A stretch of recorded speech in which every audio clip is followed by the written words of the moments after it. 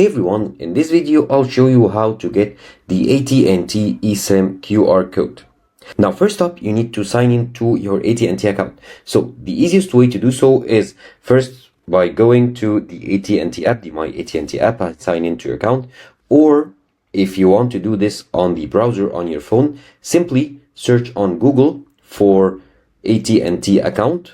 Or if you want to do this through the browser, simply search for AT&T account and then tap on the first result right here. It'll open up this page where you need to enter the user ID. So you need to enter the user ID and then the password to log in.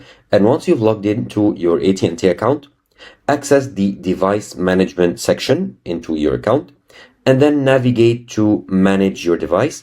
Scroll down till you see my devices. Now tap on my devices and select Manage Wireless for the device that needs a new eSIM.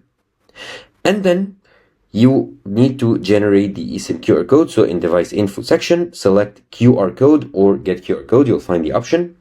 And once you get the QR code, you need to scan it with your device. So to do so, go ahead and open your device's settings and then tap on Cellular.